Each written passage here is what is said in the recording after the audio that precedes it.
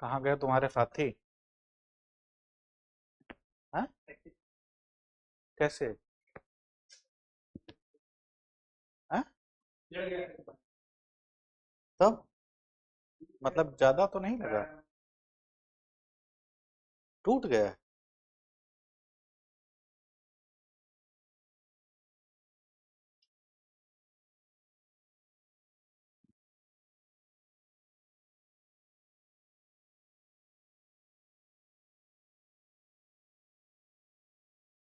कल पीसीएस का रिजल्ट आया। आसपास कोई हुआ? मेंस का रिजल्ट आया।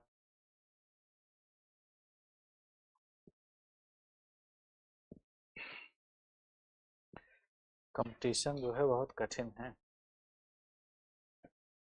पेन कहाँ गया? इसी पेन से लिखते हैं।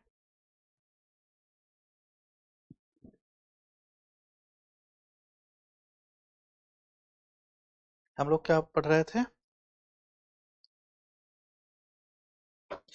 कल रिजल्ट आया। कुछ अच्छे बच्चे थे जो डिजर्व करते थे, उनका नहीं हुआ। कुछ बच्चे ऐसे थे जो मतलब अच्छा लिख रहे थे।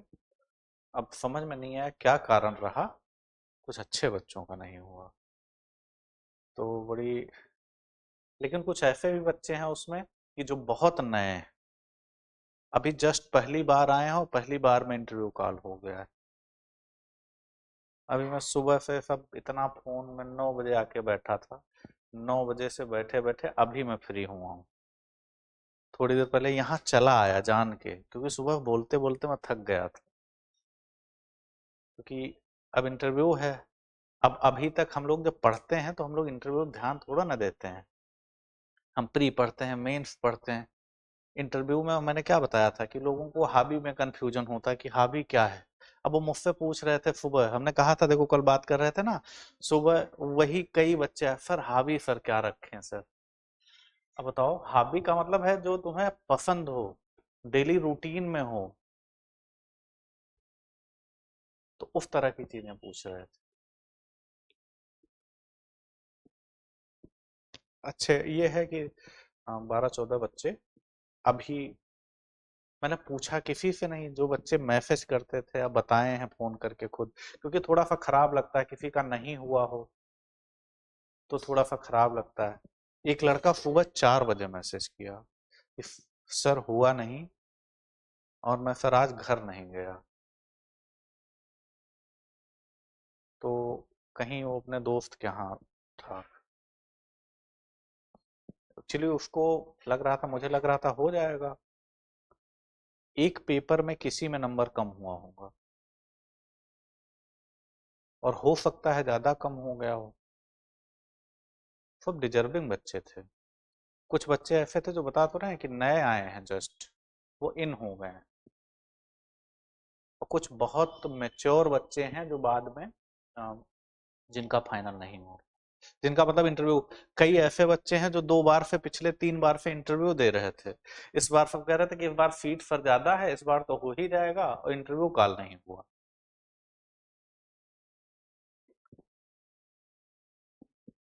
हालांकि तो तीन चीजें हैं, जैसे कुछ लोगों की राइटिंग अच्छी है, तो राइटिंग का लाभ मिलता है।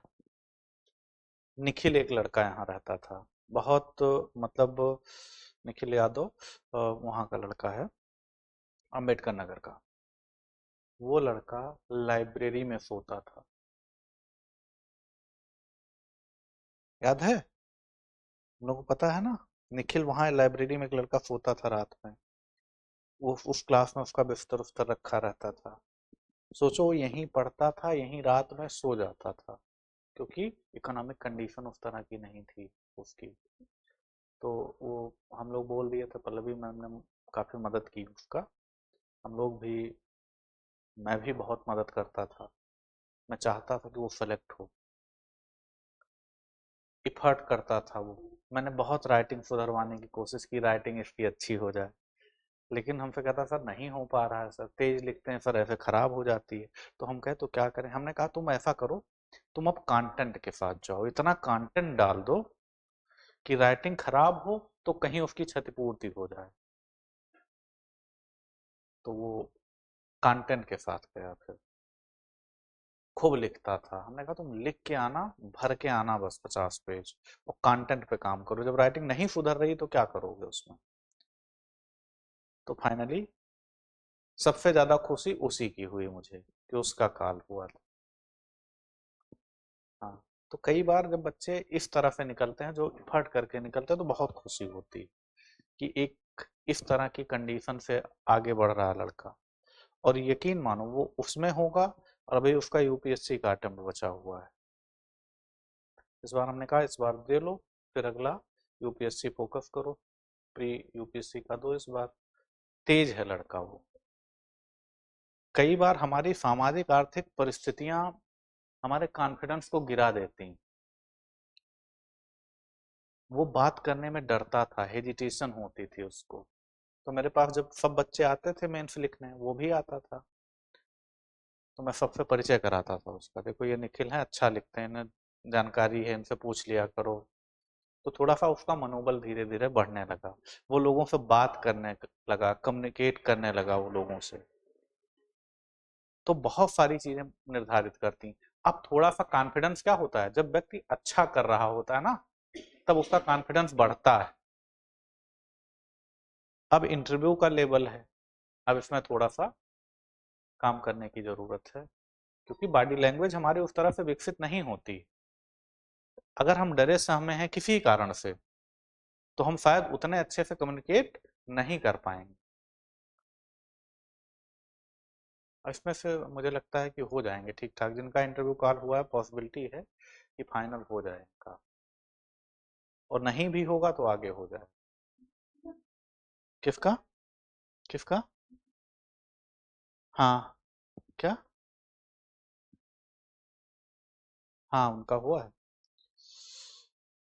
उसका इंटरव्यू कॉल हुआ है, 16 तारीख से इंटरव्यू है। अब इंटरव्यू की तैयारी बताओ, 10-15 दिन में तुम इंटरव्यू की तैयारी कर लोगे? अब ये सोचते हैं कि इंटरव्यू की तैयारी बाद में जब निकल जाएगा तब कर लेंगे, मुझे तो सब आता है, सबको लगता है ना। अब अब 10 दिन में इंटरव्यू की तैयारी हो जाएगी। अब मॉक मॉक इंटरव्यू होगा, यहाँ कराया जाएगा, तो उसमें बहुत सारी चीजें सीखने को मिलती हैं। कुछ 1-to-1 गाइडेंस होता है, हमारे साथ 1-2 घंटे बैठेंगे, इस तरह से चीजें होती हैं।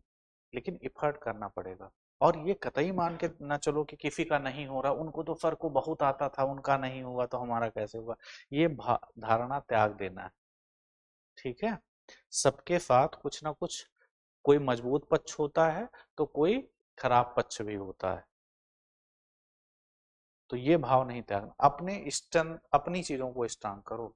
कि तुम्हें समाजवाद पूछा जाए तुमसे, तो तुम समाजवाद बता दो हमें क्या है, तुम उसको अच्छे से लिख ले जाओ। हो सकता है सर की राइटिंग इतनी अच्छी ना हो, राइट, कुछ भी हो सकता है ना। हो सकता है सर को कोई सब्जेक्ट और ना आता हो, मैं तो तुम्हें एक सब्जेक्ट पढ़ा रहा हूं, है बात की नहीं। लेकिन मैं कई विषय पढ़ाता हूँ, क्योंकि मैं मेंस गाइड करता हूँ, तो मैं सब पढ़ाता हूँ। मतलब मैं बात कह रहा हूँ, बहुत सारे टीचर होते हैं इस तरह के, जो एक सब्जेक्ट के मास्टर होंगे, हो सकता है दूसरा सब्जेक्ट। और यहाँ आपको क्या करना है, सभी में बैलेंस बनाना है। तुम एक में जो है 250 में 125 नंबर पा रहे हो, और एक पेपर में 60 नंबर पा रहे हो 250 में, तो बैलेंस कहाँ बना? तो बैलेंस बिगड़ गया ना। तो हम लोग क्या बात कर रहे थे, यूरोप में विचारधाराओं की उत्पत्ति कैसे हुई थी, तो हमने उस संदर्भ में क्या बात की थी आपसे, industrial industrial revolution. Industrial revolution, औद्योगिक क्रांति। औद्योगिक क्रांति में हमने बात की कि यहाँ विचारधाराएं कैसे उपज रही हैं। तो औद्योगिक क्रांति कब होगी, जब वहां पूंजीवाद आएगा। पूंजीवाद का मतलब कैपिटलिस्ट इकोनॉमी आएगी। कैपिटलिज्म भी एक विचारधारा है ना, कि पूंजी के माध्यम से, कैपिटल के माध्यम से क्या करना है, हमें बल्क में उत्पादन करना है। वहां फैक्ट्री सिस्टम आई, राइट। हमने क्या बताया था कि वहां, देखो, पहले वहां क्या था,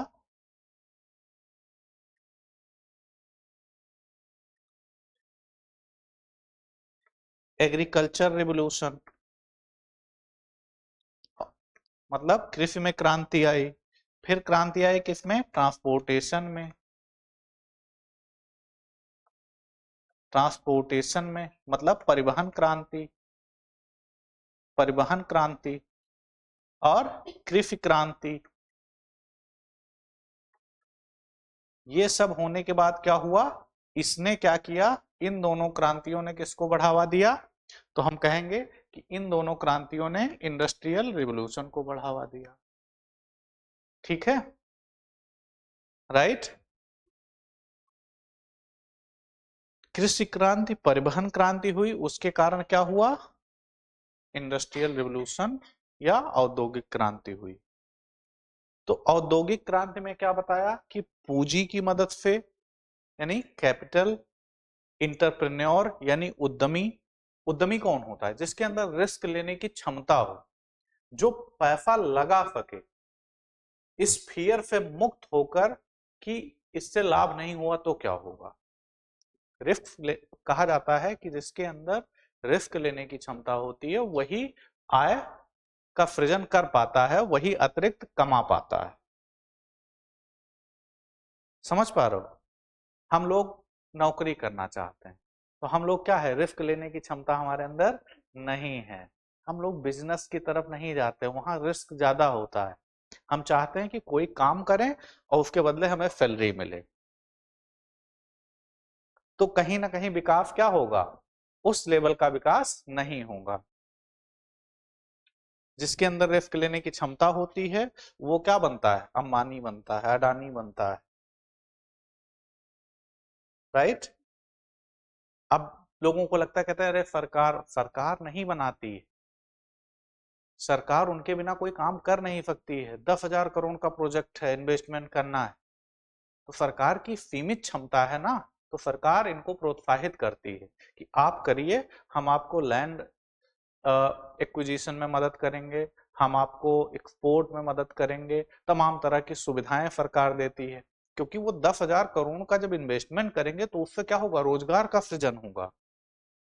तो चीजें क्या हैं? अलग हैं, चुनावी बातें अलग हैं,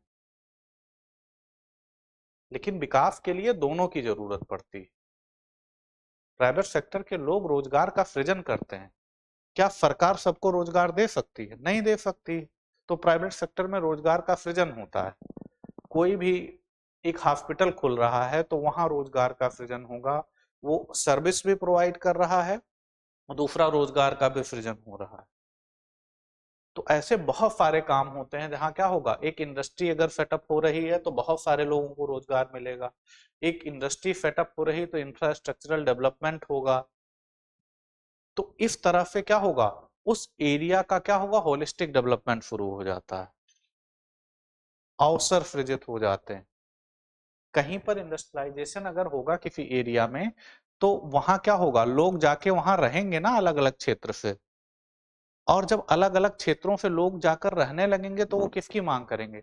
इंफ्रास्ट्रक्चर की मांग करेंगे, एजुकेशन की मांग करेंगे, हेल्थ की मांग करेंगे।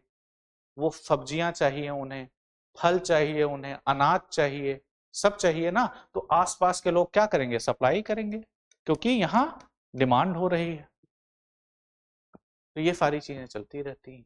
तो औद्योगिक क्रांति में क्या हुआ? यही सारी चीजें आपको वहां देखने को मिलेंगी। तो विचार कौन सा है? वो पूंजीवाद है। पूंजीवाद में क्या होगा? इंडस्ट्रियल रिवोल्यूशन के संदर्भ में हमने क्या बताया था जब बात की थी कि ब्रिटेन में क्यों शुरू हुई? तो वहां हमने बताया था कौन कौन से कारण उत्तरदायी थे। जियोग्राफिकल रीजन थे, भौगोलिक कारण थे। भौगोलिक कारण में क्या था? भौगोलिक कारण में कि वो क्या है, यूरोप से अलग है, तो ये द्वीप की तरह आइलैंड है। पोर्ट कई हैं इसके पास, बड़े बड़े पोर्ट हैं। क्लाइमेटिक कंडीशन इस तरह की है उनकी, हाँ ह्यूमिड क्लाइमेट है, क्लाइमेटिक कंडीशन है। इनके पास नेचुरल रिसोर्स हैं, जैसे कोल है, जैसे आयरन है। एग्रीकल्चर के प्रोडक्ट हैं जो रॉ मटेरियल का काम कर रहे हैं, जैसे कॉटन कल्टीवेशन। तो ये सब जब होगा तो क्या होगा, इंडस्ट्रियल रिवोल्यूशन यहाँ होगा, उसको सपोर्ट। समाज कैसा है? प्रोग्रेसिव सोसाइटी है, प्रगतिशील समाज है, जो वहां की पॉलिटिकल सिनेरियो है वो कैसा है, संवैधानिक राजतंत्र, कॉन्स्टिट्यूशनल मोनार्की है। शीर्ष पर कौन है, राजा है, लेकिन वो संवैधानिक व्यवस्था के तहत काम करता है, राइट। वहां वंशानुगत राजतंत्र है, लेकिन वो भी संसद के हिसाब से ही काम करता है, ठीक है। तो बहुत सारी चीजें वहां क्या हैं, अलग हैं। तो पॉलिटिकल हो गया, सामाजिक हो गया, आर्थिक हो गया। हमने क्या बताया था अदर में कि उनकी मिलिट्री अच्छी थी, यानी उनकी नेवल पावर अच्छी थी, ठीक है। उपनिवेश ज्यादा था तो उनको रॉ मटेरियल मिल जाता था, बाजार मिल जाता था, क्योंकि सामान बनाएंगे तो कहाँ सेल करेंगे। तो ये सब परिस्थितियां वहां पर विद्यमान थी इंडस्ट्रियल रिवोल्यूशन। इंडस्ट्रियल रिवोल्यूशन में ये सब परिस्थितियां विद्यमान थी, लेकिन इसकी कुछ कमियां भी थी। तो हमने क्या बताया था कि जब औद्योगिकरण होगा तो ये क्या करता है, वेल्थ का एक्युमुलेशन करता है, धन का संकेंद्रण करता है। औद्योगिकरण होगा तो कुछ लोगों को क्या होगा, उस व्यवस्था का लाभ ज्यादा मिलेगा, कुछ लोगों को उस व्यवस्था का लाभ क्या होगा, कम मिलेगा। यानी इनइक्वलिटी जो है, सोशल इनइक्वलिटी, पॉलिटिकल इनइक्वलिटी क्या होगी, बढ़ती जाएगी, बढ़ती जाएगी ना। तो जब असमानता बढ़ेगी, आर्थिक असमानता, सामाजिक असमानता, राजनीतिक असमानता, सभी तरह की असमानताएं क्या होंगी, बढ़ती जाएंगी। क्योंकि एक असमानता अगर होगी, सामाजिक असमानता होगी, तो वो सभी असमानताओं को प्रभावित करेगी। ये बात समझ पा रहे हो कि नहीं, कैसे एक असमानता दूसरे को प्रभावित करती है। ये बात समझ में आ रही तुम्हें। सपोज करो आर्थिक असमानता है, ठीक है, इनके पास बहुत पैसा, मेरे पास नहीं, तो सोशल एक्सेप्टेंस किसकी ज्यादा होगी, उनकी या मेरी। पैसा उनके पास है तो सोशल एक्सेप्टेंस उनकी ज्यादा होगी। सोशल इंक्लूजन उनका ज्यादा होगा कि हमारा, उनका ज्यादा होगा। मतलब सामाजिक समावेशन, बात समझ पा रहे हो। तो स्वीकार्यता ज्यादा होगी और समावेशन उनका ज्यादा होगा। तो था क्या, आर्थिक पक्ष, मैं चुनाव लड़ूं और वो चुनाव लड़े। तो जिसके पास आर्थिक शक्ति है, उसके पास सामाजिक शक्ति है, तो उसके पास राजनीतिक शक्ति भी अपने आप आ जाएगी, आ जाएगी ना। तो तीनों चीजें क्या हैं, एक दूसरे को प्रभावित कर रही। तो एक असमानता ने क्या किया, वहां पर कई तरह की असमानताओं को भी जन्म दिया। इंडस्ट्रियल रिवोल्यूशन हो रहा तो ये सब क्या है, जो असमानताएं वहां उभर रही हैं, वो सब क्या करेंगी, नए विचारों को जन्म देंगी। वो क्या करेंगी, नए विचारों को जन्म देंगी। और देखो, एक और असमानता होगी, इंडस्ट्रियलाइजेशन अगर कहीं होता है तो उसके लिए हमने क्या बताया था कि इंफ्रास्ट्रक्चर मैटर करता है, कि बेहतर इंफ्रास्ट्रक्चर होना चाहिए। बेहतर इंफ्रास्ट्रक्चर कहाँ होगा, बेहतर इंफ्रास्ट्रक्चर कहाँ होगा, शहरों में होगा। तो इंडस्ट्रियलाइजेशन ज्यादा शहरों के आसपास के रीजन में होगा। तो जो शहरों और ग्रामीण का जो डिफरेंस है, ये भी तो एक असमानता है। तो शहरी और ग्रामीण असमानता में भी क्या होगी, वृद्धि होगी। शहर समृद्ध होते जाएंगे, शहर का कन्फ्रंटेशन क्या होगा, बढ़ता चला जाएगा। तो उसके कारण असमानताएं क्रिएट होंगी। दूसरा, स्लम्स का विकास ज्यादा होगा। स्लम्स का मतलब समझ रहे हो, मलिन बस्ती। मलिन बस्ती जानते हो, नहीं जानते हो। देखो, जब कहीं औद्योगिकरण होता है या शहरीकरण है, अर्बनाइजेशन, तो वहां जैसे सपोज करो यहाँ कोई उत्पादन हो रहा है, शहरीकरण है, शहर है छोटा सा, ठीक है। यहाँ शहर में किस लिए लोग जाते हैं, अवसर की तलाश में, अपॉर्चुनिटी लोगों को चाहिए, और अच्छे जीवन स्तर की तलाश में। शहर में क्यों आते हो आप लोग, आप लोग क्यों आए हो, पढ़ने के लिए आए हो ना। तो एजुकेशन के लिए, हेल्थ के लिए। एजुकेशन हेल्थ बेहतर होगी तो जीवन स्तर आपका बेहतर हो जाएगा, राइट। और किस लिए आते हो, जॉब करने के लिए लोग आते हैं। तो क्या जॉब करने के लिए सिर्फ पढ़े लिखे लोग आते हैं, नहीं, हर तरह के लोग आते हैं। तो पढ़े लिखे लोग अगर आएंगे शहरों में गांव से, तो वो क्या करेंगे, कुछ स्किल्ड वर्क करेंगे। लेकिन अगर कोई व्यक्ति पढ़ा लिखा नहीं है, वो शहर में आ रहा है, तो वो कैसे काम करेगा, वो कैसे काम करेगा? नॉन स्किल वर्क करेगा, लेबर वाला काम करेगा। वो लेबर वाला काम कहाँ कर रहा है? उद्योग में कर रहा है, इंडस्ट्री में कर रहा है। उसकी इनकम इतनी नहीं है कि वो 2 BHK का फ्लैट लेके रह सके। उसकी इनकम इतनी नहीं है ना कि 2 BHK लेके रह सके। उसकी इनकम इतनी नहीं है कि पोर्स क्षेत्र में कहीं पर वो एक रूम लेके रह सके। तो उसके पास क्या विकल्प बचता है? झुग्गी झोपड़ी बनाकर कहीं वह रहे। तो झुग्गी झोपड़ी बनाकर अगर रहेगा तो वहां क्या सारी व्यवस्थाएं होंगी? वहां वाटर की व्यवस्था नहीं होगी, सैनिटेशन की व्यवस्था नहीं होगी, बहुत कम क्षेत्रों में बहुत ज्यादा लोग रहेंगे, टीन के शेड डालकर रहेंगे। वो जितना कमाएंगे उतना, क्योंकि वो जितना कमा रहे हैं उसमें वो 10,000 का फ्लैट लेके नहीं रह सकते, 15,000 का। तो उन्हें अपने खर्चे को क्या करना है? कम करना है, मिनिमाइज करना है। तो वो कहीं पर इस तरह के रूम लेकर नहीं रह सकते, तो वो स्लम्स में रहते हैं। वो कहाँ रहते हैं? स्लम्स में रहते हैं, मलिन बस्तियों में रहते हैं। तो मलिन बस्तियां शहरीकरण के समक्ष क्या है? एक चुनौती पैदा करती, क्योंकि कहीं भी अगर औद्योगिकरण हुआ है तो कहीं ना कहीं आप स्लम्स आपको देखने को हर जगह मिलता है, और वो अस्थाई बस्तियां नहीं होती, तो उनको सोशल सिक्योरिटी नहीं होती, और इनकम जब उनके पास कम होती है तो बहुत सारी चुनौतियां और उभर आती। इनकम कम होगी तो बच्चे क्या होंगे? उनके बच्चे भीख मांगते आपको सड़कों के किनारे दिखेंगे। हाँ, महिलाएं वेश्यावृत्ति में दिखेंगी, प्रोस्टिट्यूशन में दिखेंगी। ठीक है, जो यूथ होगा वो कई बार नशे में दिखेगा, यूथ होगा वो पॉकेट मारी, जो आपराधिक गतिविधियां होंगी ना, जो आपराधिक गतिविधियां होती हैं उनमें देखने को मिलेंगे। और सबके केंद्र में क्या है? अर्थ। ये कहाँ उत्पन्न हो रहा है? इंडस्ट्रियलाइजेशन का परिणाम है, शहरीकरण का परिणाम। ठीक है, तो ये सारी चीजें वहां भी देखने को मिलेंगी। यहाँ औद्योगिकरण है तो उनको अगर कम पैसा मिलेगा, जो उद्योगों में काम कर रहे हैं उनको कम पैसा मिलेगा, तो क्या वो बेहतर जीवन जी पाएंगे? नहीं जी पाएंगे। तो वहां ऐसे रस्सियां बंधी होती थी, उसी रस्सियों पर लुढ़के होते थे लोग, रहने वहने की व्यवस्था नहीं थी। और उनको लगता था, कार्ल मार्क्स कहता है जो गरीब लोग हैं, लेबर क्लास है, वो इससे मुक्त होना चाहता, वो भी अमीर होने की आकांक्षा रखता है।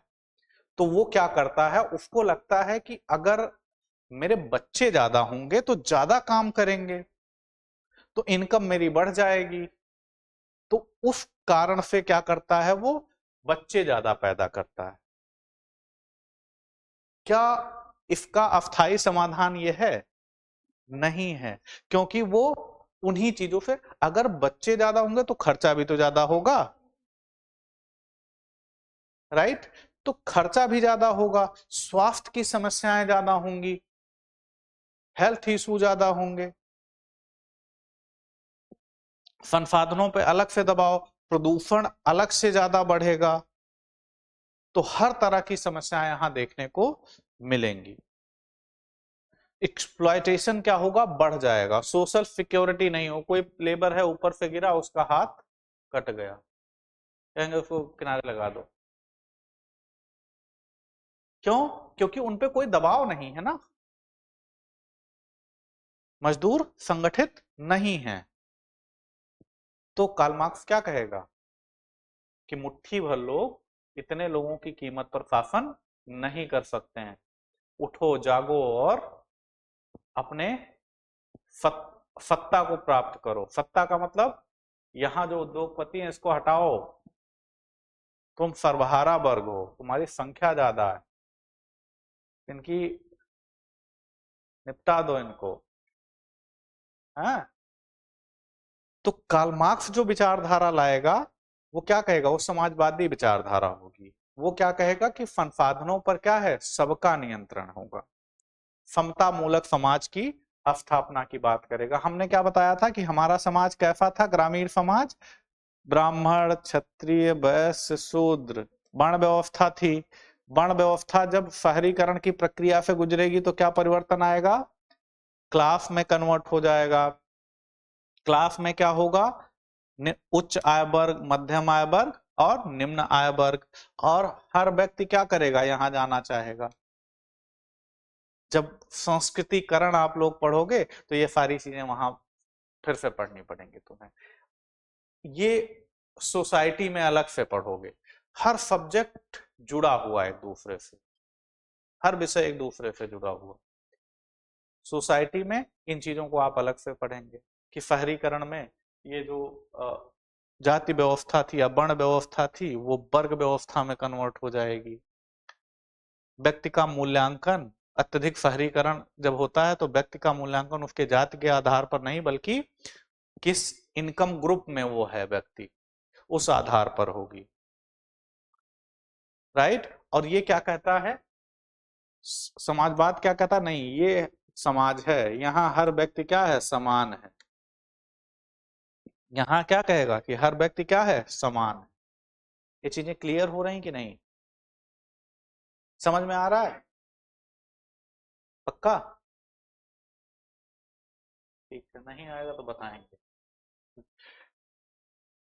तो ये व्यवस्था क्या है, इस तरह से चीजें विकसित हुई थी। इनका प्रभाव क्या पड़ेगा, और प्रभाव क्या पड़ेगा, इंडस्ट्रियल रिवॉल्यूशन का और क्या प्रभाव पड़ेगा, एक्सप्लॉयटेशन बढ़ जाएगा। जैसे उपनिवेश हैं वहां एक्सप्लॉयटेशन बढ़ जाएगा, वहां से रिसोर्स का एक्युमुलेशन बढ़ जाएगा, क्योंकि जहां जहां कॉलोनी है वहां इनको क्या चाहिए, वहां से संसाधन चाहिए, तो रिसोर्स का एक्युमुलेशन बढ़ जाएगा, उपनिवेशों का शोषण बढ़ जाएगा, एक्सप्लॉयटेशन बढ़ जाएगा। तो वहां भी क्या होगा, कहीं ना कहीं इनके खिलाफ एक सेंटिमेंट विकसित होने लगेगा। और यहां जैसे ही कार्ल मार्क्स बोलेगा तुरंत क्या होगा, श्रमिक धीरे धीरे संगठित होना शुरू हो जाएंगे। और जब इनको लगेगा कि समाजवादी आंदोलन अब बढ़ रहा है तो ये असुरक्षित महसूस करने लगेंगे। जो उद्यमी होंगे, जो कैपिटलिस्ट होंगे, ये क्या होंगे, ये असुरक्षित हो जाएंगे। तो ये कहेंगे ऐसा करो ब्रिटेन में इन्वेस्टमेंट ना करो, तो कहेंगे तो कहां करा जाए, तो कहेंगे इंडिया में करो। इंडिया क्यों, क्या है, एक कॉलोनी है उनकी, तो वो कैपिटलिस्ट वहां के क्या करेंगे, भारत में पूंजी लगाने लगेंगे। अब देखो बात कहां हो रही, प्रभाव कहां पड़ रहा है उसका, विरोध कहां हो रहा है, प्रभाव कहां पड़ रहा है।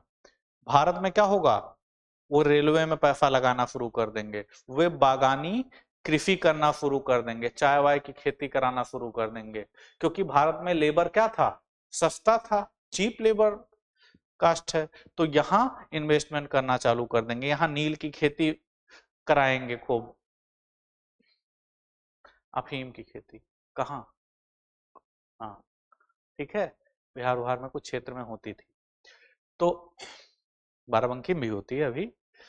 तो जैसे कई तरह की भारत में एक्टिविटी क्या होगी, इकोनॉमिक एक्टिविटी बढ़ जाएगी, क्योंकि वहां इन्वेस्टमेंट करना अब सुरक्षित नहीं, वहां इन्वेस्टमेंट करना अब सुरक्षित नहीं। तो जब सुरक्षित नहीं तो कहां सुरक्षित है, जहां सुरक्षित होगा वहां इन्वेस्टमेंट करेंगे। तो वो लोग क्या करेंगे कि भारत में इन्वेस्टमेंट करो। राइट, ये सब क्या था, इंडस्ट्रियल रिवॉल्यूशन के प्रभाव थे। शहरीकरण हमने क्या बताया कि पहले संयुक्त परिवार था, अब क्या हुआ, एकल परिवार में सब लोग साथ रहते थे परिवार के। अब जब शहरी मॉडल आएगा तो शहरी मॉडल में क्या होगा, अर्थ केंद्र में हो जाएगा, इमोशन कम हो जाएंगे। शहरों में पड़ोसी से मतलब ही नहीं होता कौन पड़ोसी रह रहा है, ठीक है। जितने बड़े शहरों में जाओगे, लखनऊ में हो सकता है आसपास के लोगों को जानते हो, जितने बड़े शहरों में जाओगे ये चीजें और कम होती जाएंगी, कोई मतलब नहीं पड़ोसी से। गांव में जुड़ाव होगा, सामाजिक संबंध वहां क्या होंगे, प्रगाढ़ होंगे। तो कहीं ना कहीं हम कह सकते हैं ना कि अर्थ के आने से ये परिवर्तन हो रहा है, व्यक्तिवाद बढ़ता जा रहा है, जो इंडिविजुअल एस्पिरेशंस हैं वो क्या होती हैं, बढ़ती जाती। तो इस कारण से पूंजीवाद के प्रतिक्रिया स्वरूप क्या होगा, समाजवाद का उदय होगा। तो समाजवाद में हमने क्या क्या बताया था कि जो संसाधन है उस पर किसका अधिकार होना चाहिए, समाज का अधिकार होना चाहिए, और इक्वल डिस्ट्रीब्यूशन होना चाहिए। अपनी क्षमता के अनुसार सब काम करें और अपनी आवश्यकता के अनुसार उनको संसाधन मिलेगा। हाँ,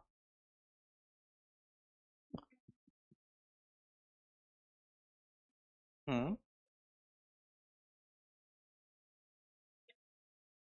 देखो एक बात समझो, अगर भारत में हस्तशिल्प होगा, भारत में अगर हाथ से हम कपड़े बनाते थे ना, अगर बनाएंगे, भारत में हाथ से बनाएंगे, तो उनके जो इंडस्ट्री में उत्पाद बन रहा उनको कौन खरीदेगा,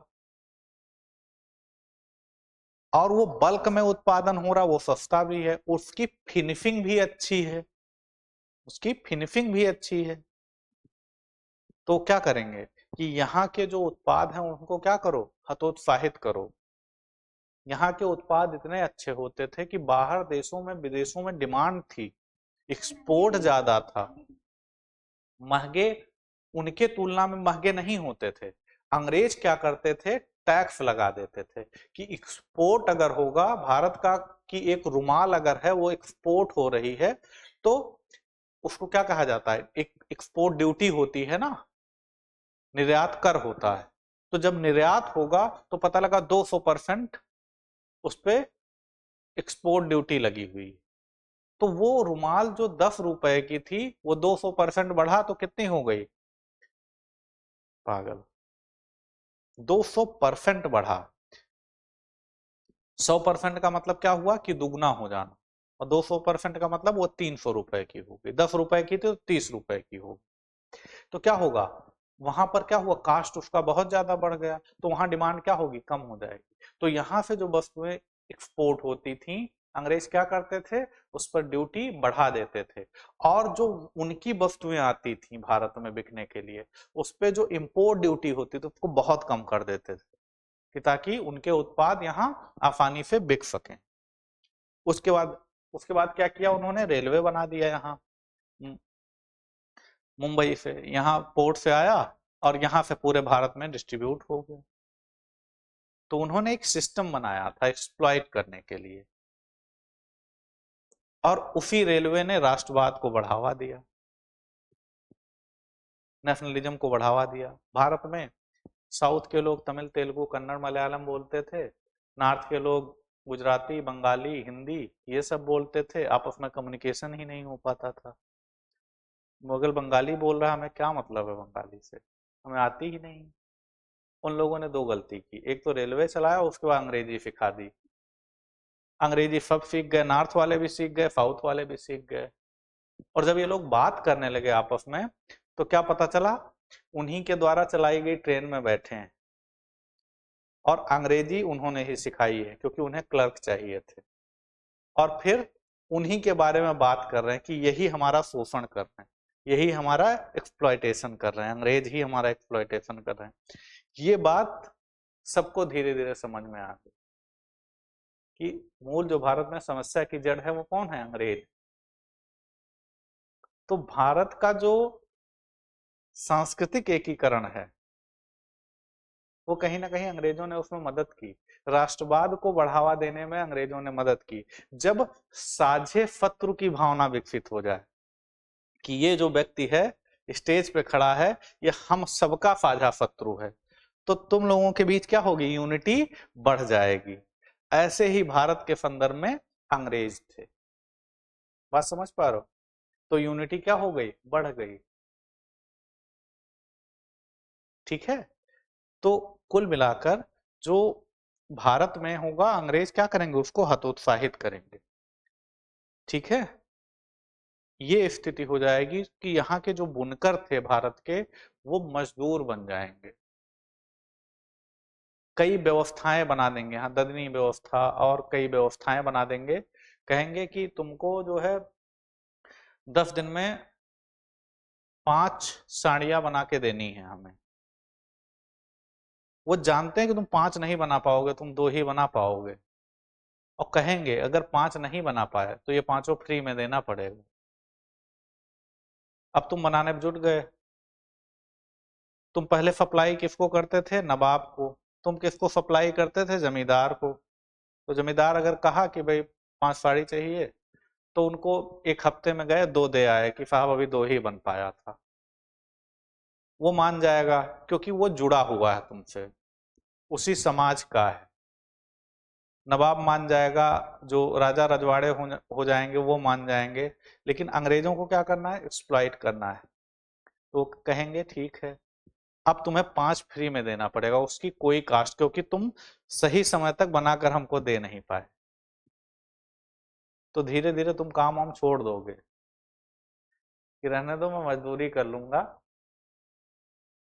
तो इस तरह की समस्याएं, एक तो बाहर समस्या उत्पन्न की जा रही है, दूसरा अंदर समस्या उत्पन्न की जा रही है, दूसरा अंदर अगर आप इसको एक्सपोर्ट कर रहे हो इधर उधर तो उस पर टैक्स बहुत ज्यादा है। तो व्यापार क्या होगा? कम हो जाएगा। उनका उत्पाद आएगा तो उसके लिए बहुत सारी छूट होंगी। तो इन व्यवस्थाओं के कारण क्या होगा? एक्सप्लॉयटेशन बढ़ेगा। तो औद्योगिकरण का प्रभाव हर जगह पड़ा, और जब औद्योगिकरण का प्रभाव होगा तो कहीं ना कहीं सामाजिक क्रांतियां क्या होंगी? बढ़ेंगी। तो वही हमें देखने को मिलता है यहाँ पर। ठीक है। अब समाजवाद की आलोचना करनी हो तो उसकी भी आलोचना हो जाए, क्योंकि मेरे अंदर क्षमता है बहुत काम करने की, लेकिन मैं जानता हूं मैं जितना काम करूंगा सरकार मुझसे ले लेगी और उनको दे देगी, और दिन भर सोया करता है। तो मेरा मोटिवेशन क्या होगा? खत्म हो जाएगा ना। समझ पा रहे हो कि नहीं बात को? मेरा मोटिवेशन क्या होगा? खत्म हो जाएगा। तो क्या उस लेवल का विकास होगा? नहीं होगा। तो हम लोग समाजवाद की विचारधारा पढ़ रहे थे, उत्पत्ति के कारण पढ़ रहे थे। तो हमने क्या क्या बताया था, क्या क्या नोट कराया था हमने?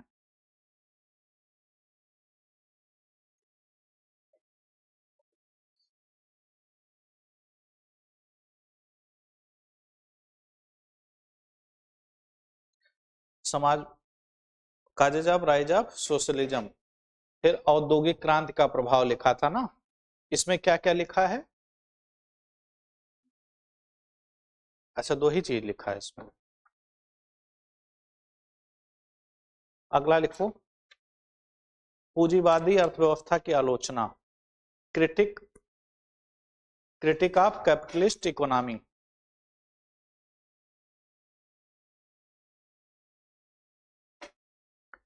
Critic of capitalist economy.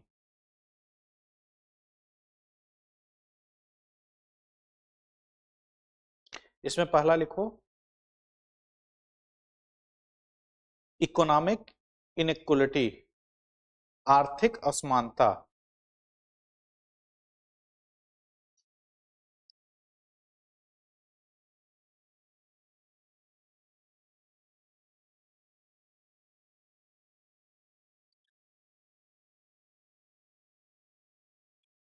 आर्थिक असमानता लिखा, इसको लिखो, द डीप इकोनॉमिक डिवाइड,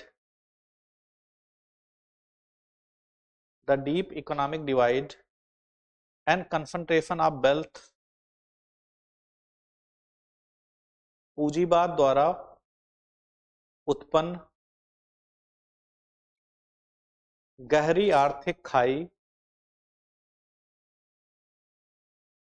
गहरी आर्थिक खाई एवं धन का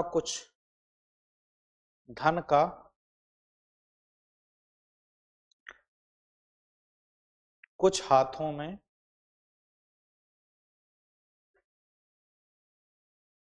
केंद्रीकरण, the deep economic divide and concentration of wealth in few hands generated by capitalism. गहरी आर्थिक खाई एवं धन का कुछ हाथों में केंद्रीकरण, लिख लिया। और देखो इसका क्या लिखो इसी में आगे, economic inequality promote social and political inequality. आर्थिक असमानता सामाजिक और राजनीतिक असमानता को भी बढ़ाता है।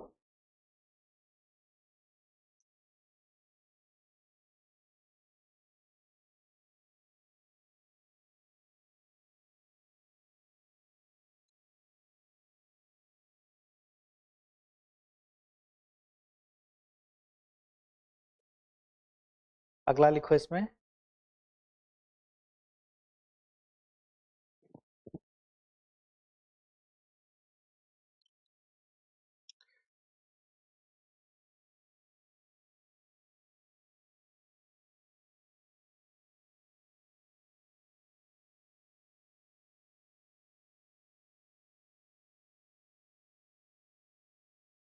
चक्रीय आर्थिक संकट, cyclic economic crisis.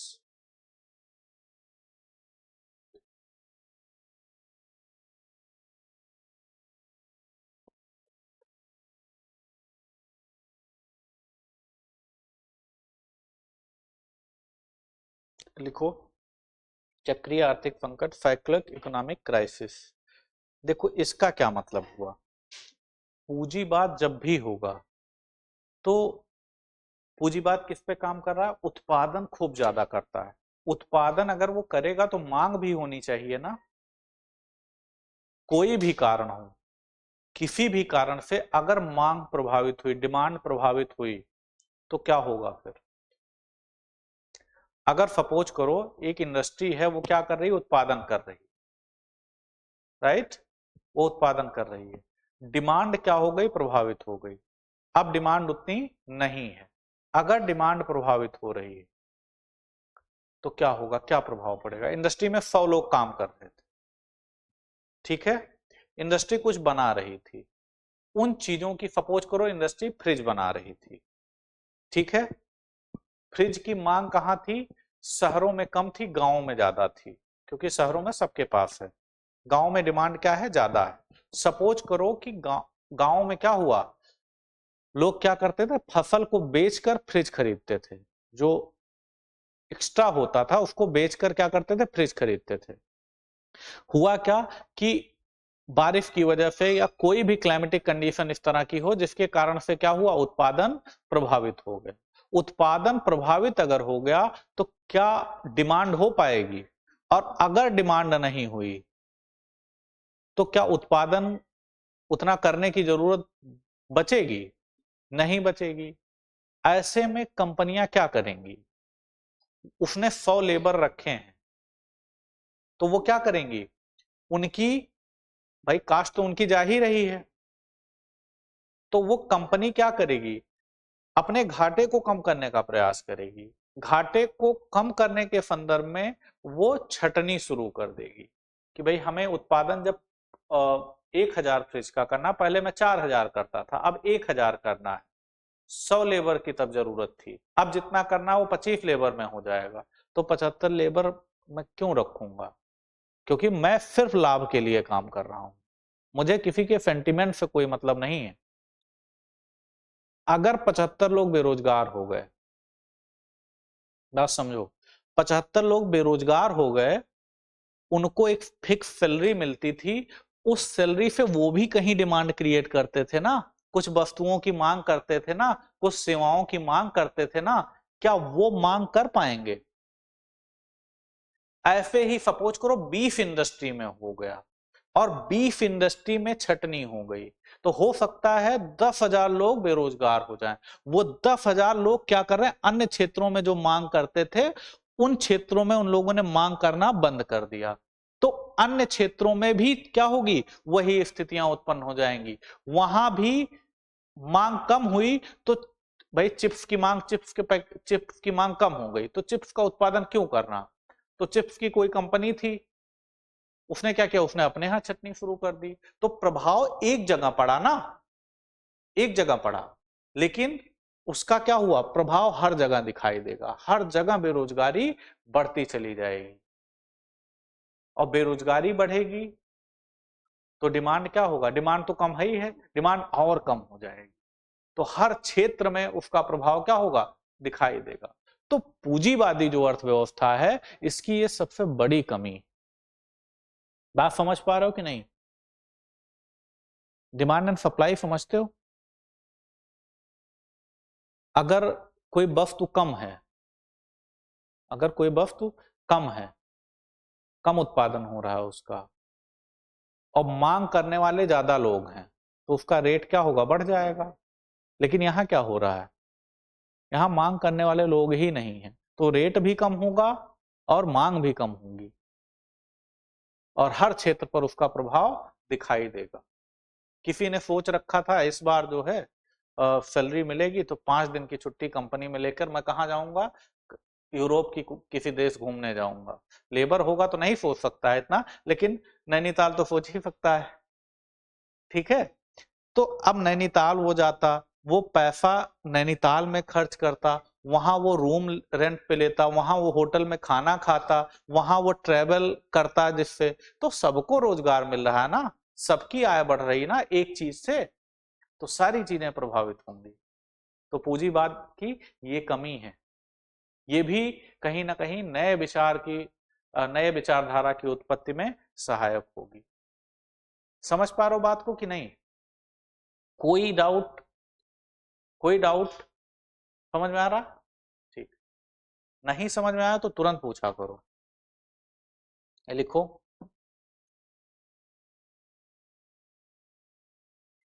The cycle of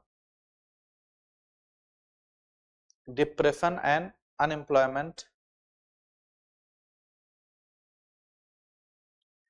पूंजीवाद में मंदी एवं बेरोजगारी,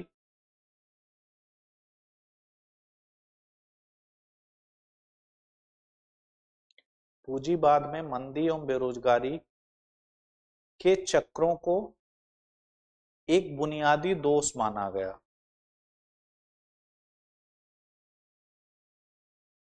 the cycle of depression and unemployment inherent in capitalism bear seen as a fundamental flaw, as a fundamental flaws।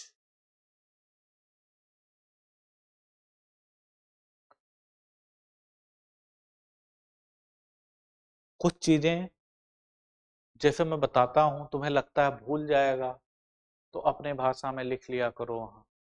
ठीक है, जगह छोड़ दिया करो, फिर अपने भाषा में लिख लिया करो, जब देखोगे तो याद आ जाएगी, क्योंकि इतनी कहानी लिखाई नहीं जा सकती है। तुम लोग इकोनॉमी भी पढ़ोगे तो वहां तुम्हें मिलेंगी चीजें। ठीक है, लिख लिया सबने?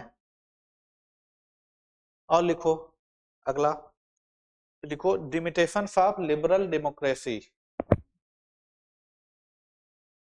लिमिटेशन ऑफ लिबरल डेमोक्रेसी, उदारवादी लोकतंत्र की सीमाएं।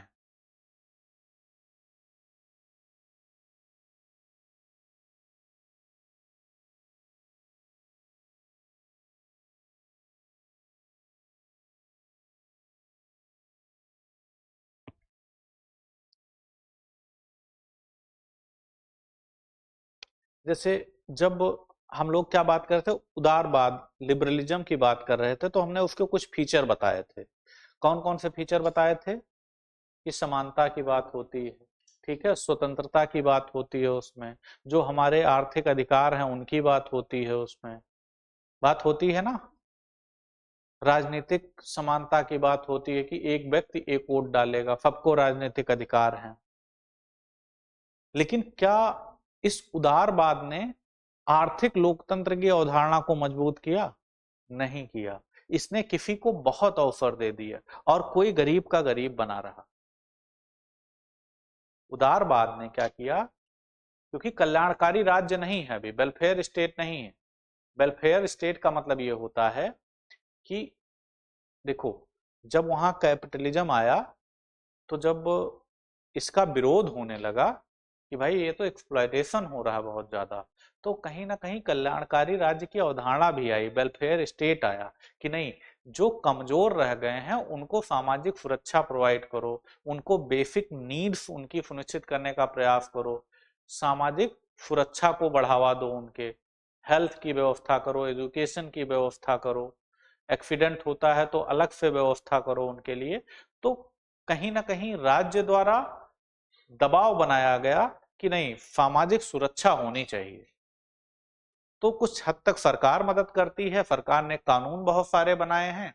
तो ये चीजें कब विकसित होंगी, जब बहुत ज्यादा विरोध बढ़ जाएगा। हमारे यहाँ क्या है, हमारे यहाँ कल्याणकारी राज्य की स्थापना करने की बात की जाती है, उसका सरकार प्रयास करती है, उसका सरकार क्या करती है, प्रयास करती है, तमाम तरह के नियम बना रखे हैं। और प्रयास सरकार करती है तो उसको इम्प्लीमेंट करने का काम किसका होगा, आप लोगों का होगा, अधिकारी बन के जाओ।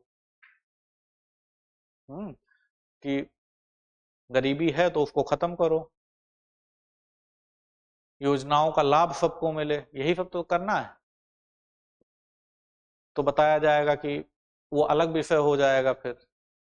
तो सारी चीजें जुड़ी हुई हैं, वहां हम अलग संदर्भ में चीजों को देखेंगे।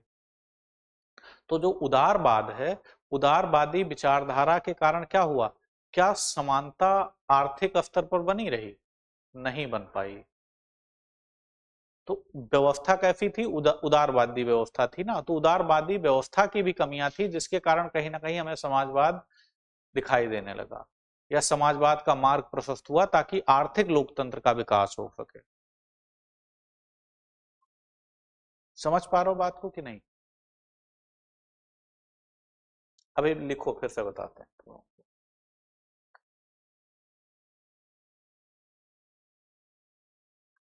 लिखो।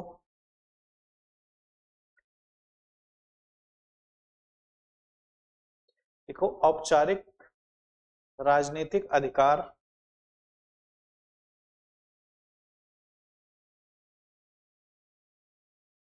ब्रैकेट में मतदान, औपचारिक राजनीतिक अधिकार ब्रैकेट में मतदान होने के बावजूद गरीबी और आर्थिक शोषण जारी रहा। देखो, despite having formal political right bracket में voting,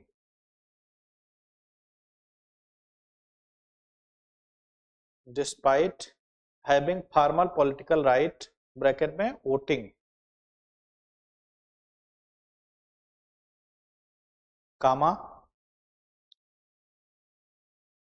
poverty and economic exploitation persisted। औपचारिक राजनीतिक अधिकार होने के बावजूद गरीबी और आर्थिक शोषण जारी रहा।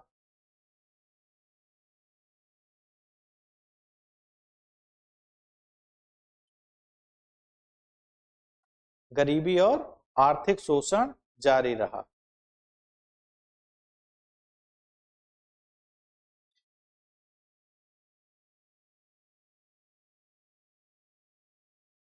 सोशलिस्ट, आगे लिखो इसी में, socialist demanded real economic democracy. समाजवादियों ने वास्तविक आर्थिक लोकतंत्र की मांग की। इसी में आगे, सोशलिस्ट डिमांडेड, ये लिखा, poverty and economic exploitation persisted. आगे लिखो, कामा देखे, socialist demanded real economic democracy.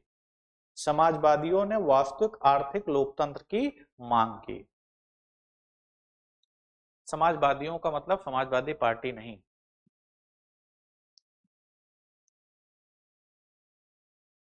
ये एक विचारधारा है ना। वो अलग बात कहते हैं कि वो पार्टी कहती है कि हम उस विचारधारा को फॉलो करते हैं।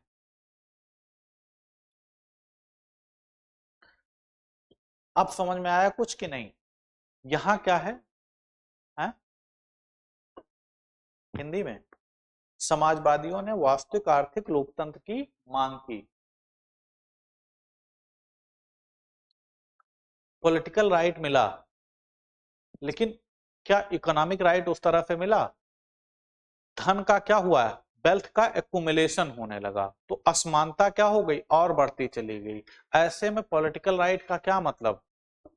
तो उन्होंने समाजवादी जो विचारधारा से ओतप्रोत लोग थे, उन लोगों ने क्या कहा कि आर्थिक लोकतंत्र होना चाहिए। कैसा लोकतंत्र होना चाहिए? इकोनॉमिक डेमोक्रेसी होनी चाहिए। भारतीय संविधान में इकोनॉमिक डेमोक्रेसी हम लोग कहां पढ़ते हैं? डीपीएसपी में, राज्य के नीति निर्देशक तत्वों में।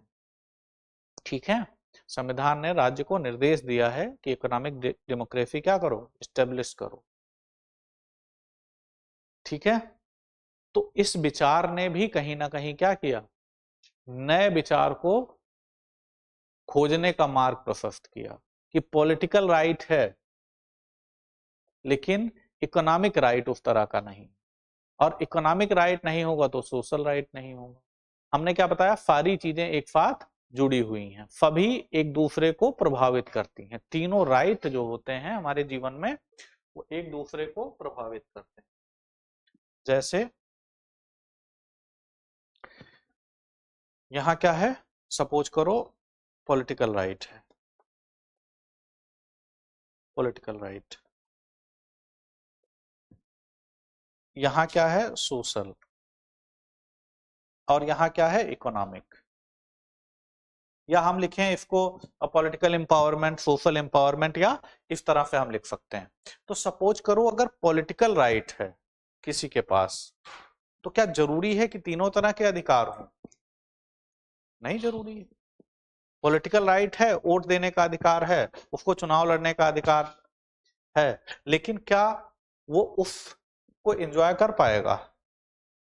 क्योंकि वो इकोनॉमिक रूप से वीक है। और ये सारी चीजें होंगी तो क्या सोशल एक्सेप्टेंस होगी, सोशल इंक्लूजन होगा? नहीं होगा। तो तीनों चीजें एक दूसरे को प्रभावित करती है। एग्जाम्पल समझो एक, जैसे हमारे यहाँ क्या है, जैसे मायावती जी, ठीक है, वो कहां से आती हैं? ऐसी समाज की हैं, ठीक है। अब देखो उनके पास कौन सा राइट था? Political right. पॉलिटिकल राइट था ना। पॉलिटिकल राइट कैसे प्रभावित करता है चीजों को, कि वो उनके पास राजनीतिक शक्ति थी। राजनीतिक शक्ति के कारण क्या हुआ, सामाजिक शक्ति भी उनकी बढ़ गई। जो समाज के उच्च वर्ण के लोग हैं, तथाकथित ब्राह्मण, क्षत्रिय, और सबकी तो बात छोड़ दो, जो हमारे यहाँ व्यवस्था है, वो भी चाहते हैं कि एक बार पैर छू पाते। तो क्या है, पॉलिटिकल पावर है ना। पॉलिटिकल पावर के कारण क्या हुआ, सोशल पावर बढ़ गई। और वो सारी चीजें पॉलिटिकल पावर के कारण सोशल, इकोनॉमिक, हर तरह की शक्ति बढ़ गई उनकी। बात समझ पा रहे हो कि नहीं? तो पॉलिटिकल राइट तो मिला, लेकिन क्या पॉलिटिकल राइट वहां क्या है, वोट देने के संदर्भ में था। सिर्फ वोट देने के संदर्भ में था कि आप वोट दे दो। इकोनॉमिक स्ट्रेंथ उस तरह की नहीं थी कि वो चुनाव लड़ पाती। लेकिन यहां उनके साथ क्या था, पॉलिटिकल राइट था, इकोनॉमिक भी चीजें ठीक थी, तो सोशल अपने आप, सोशल अपलिफ्टमेंट व्यक्ति का अपने आप हो जाएगा। कोई उनसे पूछेगा कि आपकी जाति क्या है? हिम्मत है? तो बहुत सारी चीजें इस तरह से निर्धारित होती हैं। बात समझ पा रहे हो? समझ में आ रहा ना?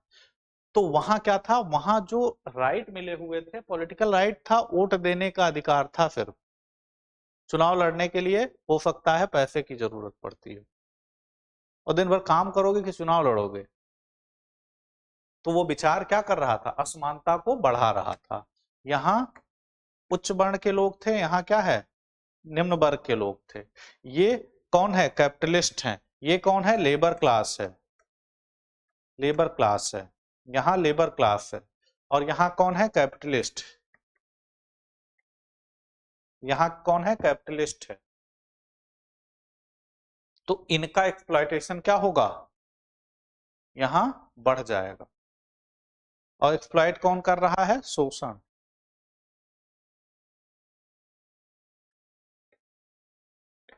एक्सप्लॉयटेशन या शोषण क्या होगा, इनका बढ़ जाएगा।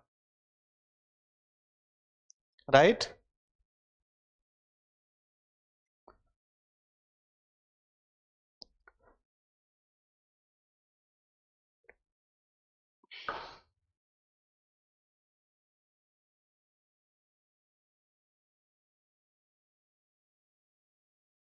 ये ऐसे कर लेना कि एक दूसरे को क्या करेंगे, सब प्रभावित करेंगे।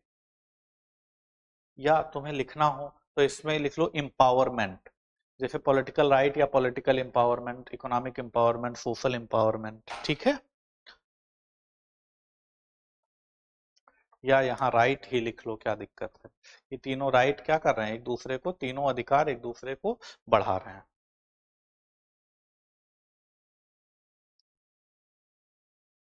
समझ में आ रहा है।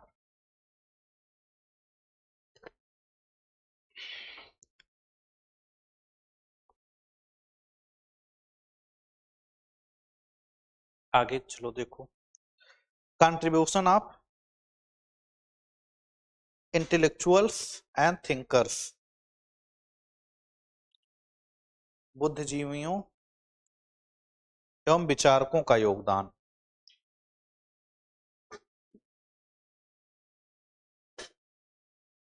तुम लोग पेंसिल वंसिल लेके आते हो हैं? वहां टाइम नहीं मिलेगा, वहां एक पेन, वहां लोग दूसरा पेन नहीं उठा पाते हैं। 50 पेज लिखना पड़ेगा 3 घंटे में। 50 पेज कै दिन में लिखते हो? 6 7 दिन 10 दिन में हो जाता होगा ना। और वहां तुम्हें 3 घंटे में 50 पेज लिखना है। तो ये जो 2 पेन 3 पेन यूज करते हैं, समय वह नहीं रहता वहां। बस लिख आओ, और 2 दिन जब बीतेगा तो मन करेगा खत्म हो जाए चाहे जैसा हो, क्योंकि 6 घंटे लिखोगे, पर डे 2 पेपर होंगे ना, रात भर पढ़ोगे, दिन भर लिखोगे, लेकिन मजा आता है। जब आप एक लेवल पर पहुंचते हो ना तो आपको अच्छा लगेगा।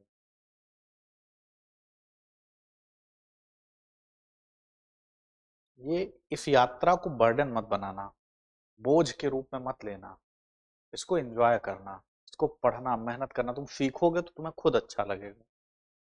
ठीक है, बोझ मत बनना देना कि जबरदस्ती जैसे टार्चर हो रहे हैं, टार्चर होने की तरह मत पढ़ना। लाइटली मेहनत करो खूब, अपना मेहनत करो, तुम्हारा जो काम है वो करो बस, उसके बाद ज्यादा सोचो ओचो नहीं, खूब मेहनत करो बस, खुश रहो। लोड लेके काम नहीं चले।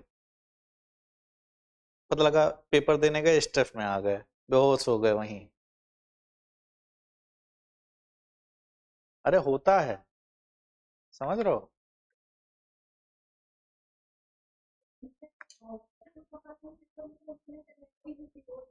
हाँ, हाँ वही वही। सिविल के बच्चे टेंशन में बहुत ज्यादा रहते हैं, जो तैयारी करने वाले बच्चे हैं वो टेंशन में बहुत ज्यादा रहते हैं, जो कि बहुत खराब बात है। इतना भी टेंशन नहीं लेना चाहिए, आप अपना काम करिए बस। और लड़कियों के साथ तो अलग है, उनका किसी अपने पार्टनर से नहीं बनता है।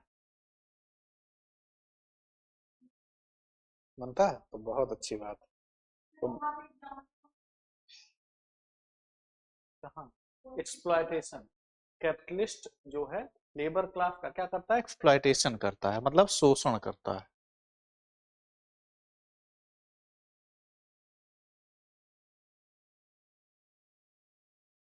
लिखो आगे, लिखो इसको, contribution of intellectuals and thinkers, बुद्धिजीवियों एवं विचारकों का योगदान। इसमें लिखो कौन आएगा। हम्म, बुद्धिजीवियों एवं विचारकों का योगदान। कार्ल मार्क्स का नाम सुना है। बुद्धिजीवियों एवं विचारकों का योगदान लिखो, कार्ल मार्क्स एवं Friedrich Engel, Karl Marx and Friedrich Engels, ये दो नाम हैं, Karl Marx and Friedrich Engel. आगे लिखो, इन्होंने कम्युनिस्ट मैनिफेस्टो में वैज्ञानिक समाजवाद का सिद्धांत दिया। इन्होंने वैज्ञानिक समाजवाद का सिद्धांत दिया। दे provided the theory of scientific socialism in the communist manifesto.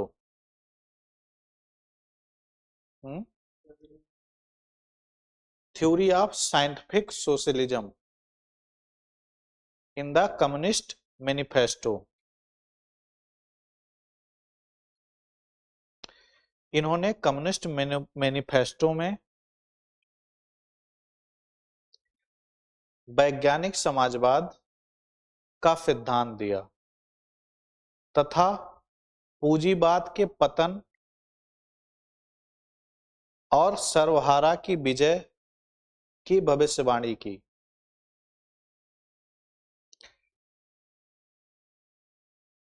Scientific socialism in the communist manifesto and predicted the overthrow of capitalism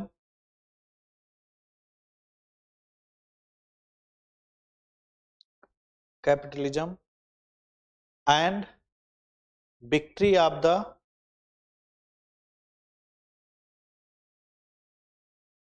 labor class।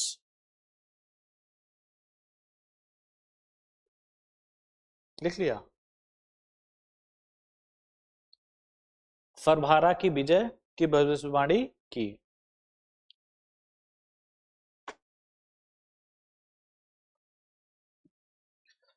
अच्छा, क्या यह संभव है पूरी तरह से?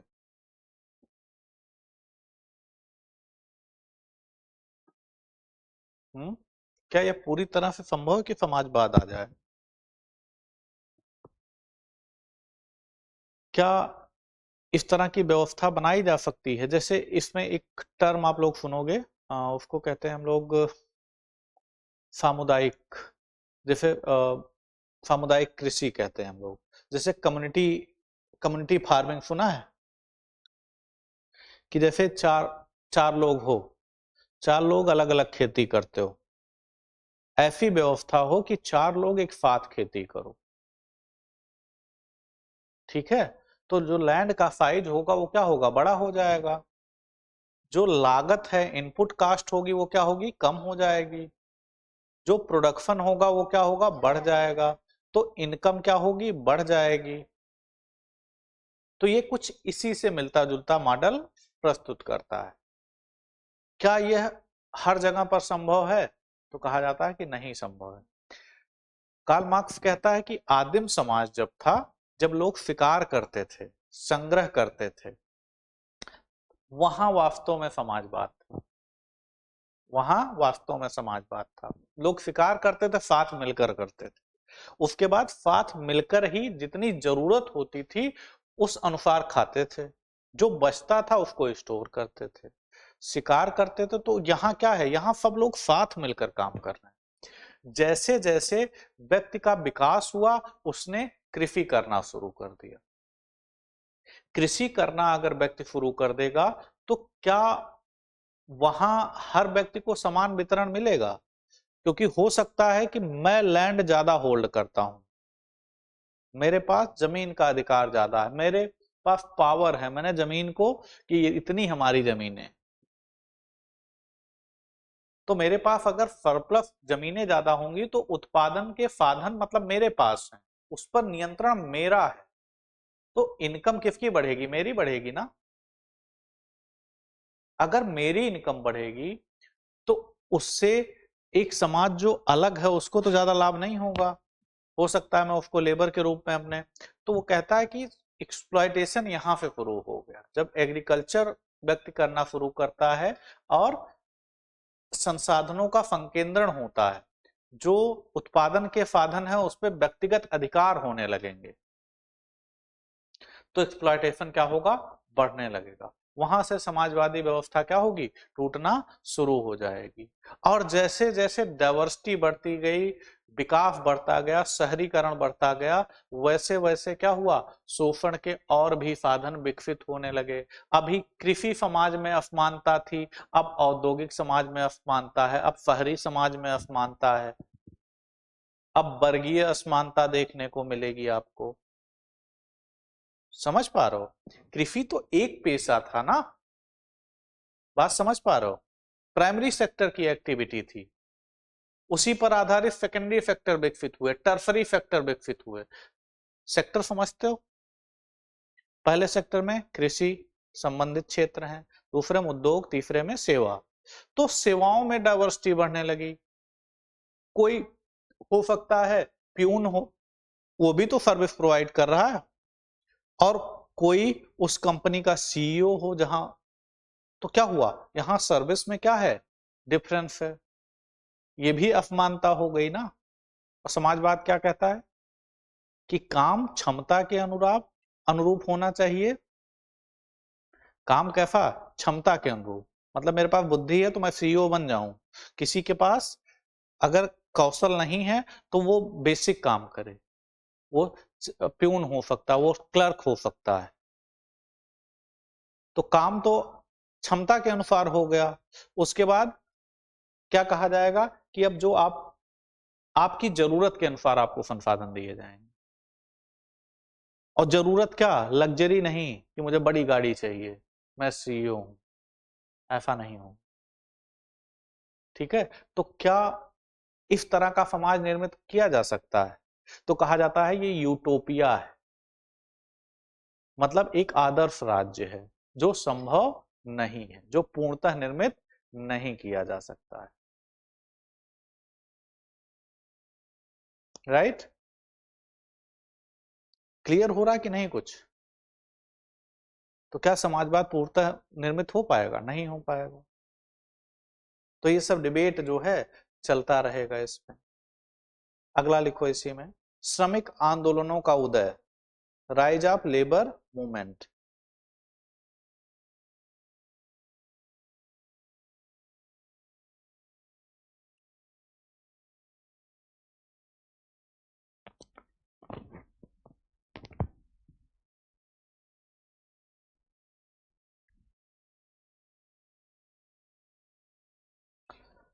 लिखो इसमें,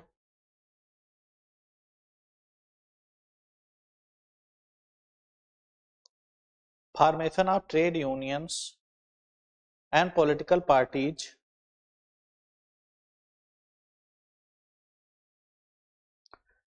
ट्रेड यूनियनों एवं राजनीतिक दलों का गठन।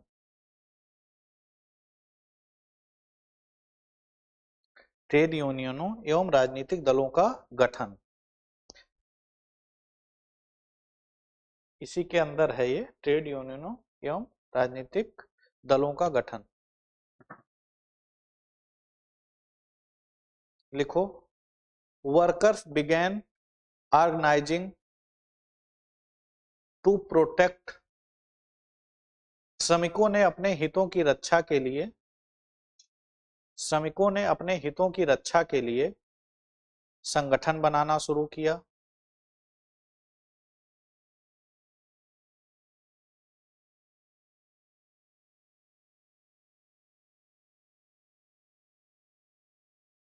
संगठन बनाना शुरू किया।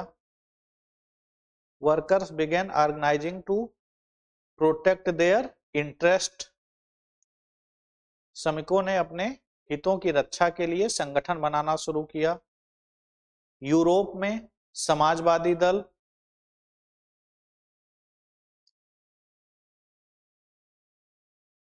समाजवादी दल, ब्रैकेट में लिखो, जैसे जर्मनी में, जर्मनी की सोशल डेमोक्रेटिक पार्टी, समाजवादी दल, जैसे जर्मनी की social democratic party, workers began organising to protect their interest. लिखो, सोशलिस्ट पार्टी, ब्रैकेट में Germany's social democratic party, bracket close, and internationals, and internationals, Germany की social democratic party, bracket close, एवं internationals, Hindi में ही लिखना है तुम लोगों को, इंटरनेशनल्स, ब्रैकेट ब्रैकेट में लिखो जैसे प्रथम इंटरनेशनल, ब्रैकेट में लिखो जैसे प्रथम इंटरनेशनल का गठन हुआ, का गठन हुआ, जिन्होंने समाजवादी विचारों को जन आंदोलन बना दिया।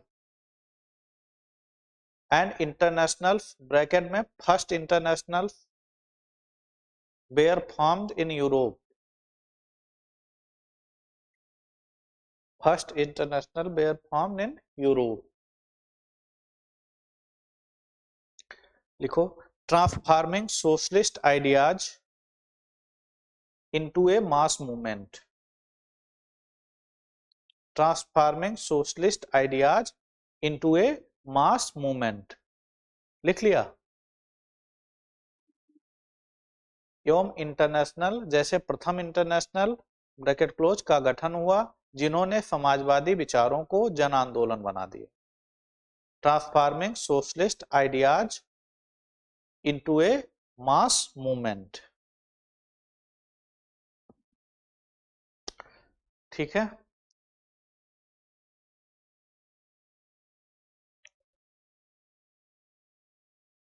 अब दो टर्म है उसको थोड़ा सा, एक समाजवाद हम लोग पढ़ते हैं, एक हम लोग साम्यवाद पढ़ते हैं। क्या इन दोनों में अंतर समझ में आता है? अभी तक हमने समाजवाद की बात कर ली, साम्यवाद क्या है वास्तव में? इसी के समाजवाद के एक कदम आगे वो क्या है? साम्यवाद है। वो कदम कैसा होगा? चीजें क्या होंगी वहां? और रिजिड होती चली जाएंगी। ठीक है, तो उसको हम लोग थोड़ा सा पहले देखेंगे, फिर हम लोग देखेंगे कि रूस की क्रांति, क्योंकि यहां कॉन्सेप्ट नहीं समझ में आएगा तो गड़बड़ होगा। लिखो पहले समाजवाद, देखो लिखो, ऐसे मत लिखो। डिफरेंस बिटवीन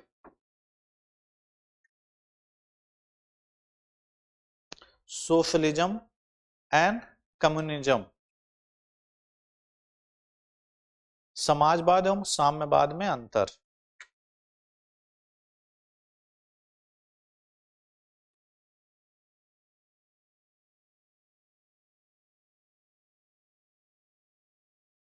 समाजवाद एवं साम्यवाद में अंतर।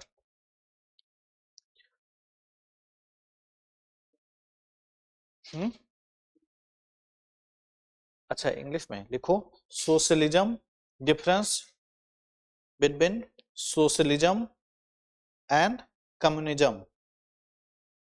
COMMUNISM। कम्युनिज्म कहते हैं ना, कम्युनिस्ट हैं, उसी से बना है, कम्युनिस्ट लीडर है। लिखो सोशलिज्म, पहले लिखो सोशलिज्म।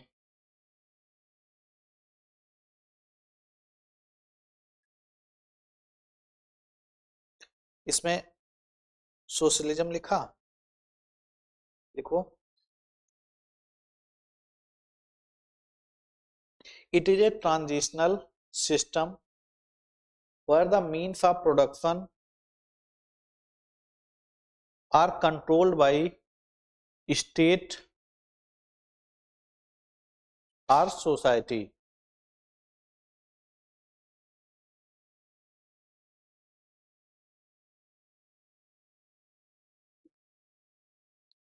कंट्रोल बाय स्टेट और सोसाइटी। लिखो, यह संक्रमणकालीन व्यवस्था है जहां उत्पादन के साधनों पर राज्य या समाज का स्वामित्व या नियंत्रण होता है।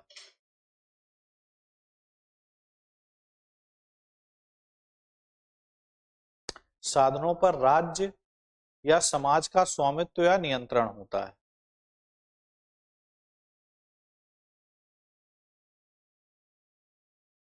समझ पा रहे हो इसको? It is a transitional system where the means of production are owned या कंट्रोल्ड बाय द स्टेट और सोसाइटी। उत्पादन के साधनों पर राज्य या समाज का स्वामित्व या नियंत्रण होता है। लिख लिया?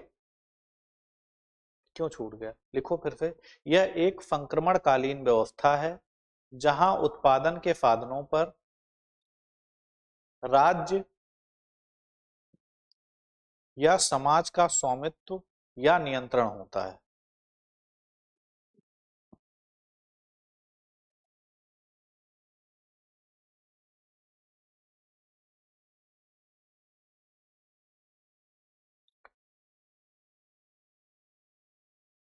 परंतु राज्य, मुद्रा और वर्ग भिन्नता बनी रहती।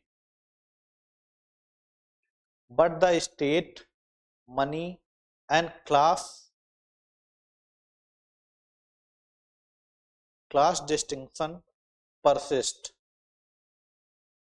Class distinction persist.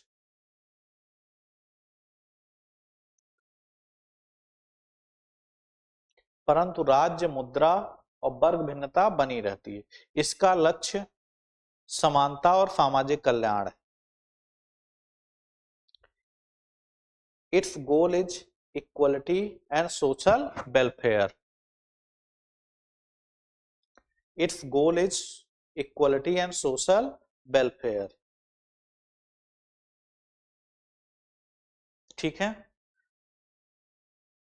अब इसी संदर्भ में लिखो कम्युनलिज्म क्या है।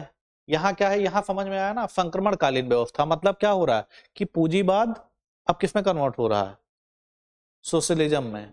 तो ऐसा नहीं होगा कि अचानक सारी चीजें खत्म हो जाएंगी।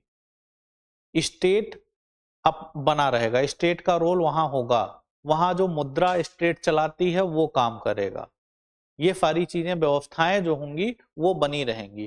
क्लास भी थोड़ा बहुत होगा, ऐसा नहीं होगा कि एकदम से समाप्त हो जाएगा। तो सोशलिज्म ये कॉन्सेप्ट है। ठीक है, वहां चीजें क्या होंगी, बनी रहेंगी, लेकिन बात किसकी करेगा वहां, इसका लक्ष्य क्या होगा, समानता और सामाजिक कल्याण। ठीक है, सोशलिज्म का। अब कम्युनलिज्म में लिखो, कम्युनिज्म यानी साम्यवाद।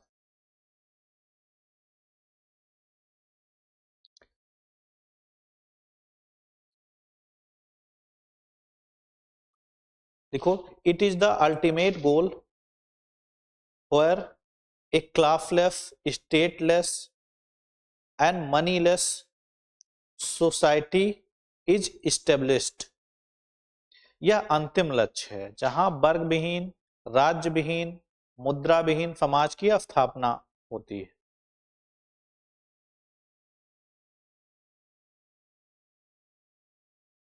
यह अंतिम लक्ष्य है जहां वर्ग विहीन, राज्य विहीन, मुद्रा विहीन समाज की स्थापना होती है।